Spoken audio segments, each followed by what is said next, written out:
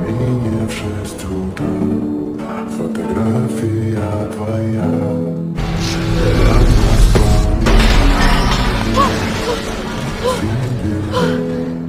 Именно в 6 утра разбитая душа. И все твои обещания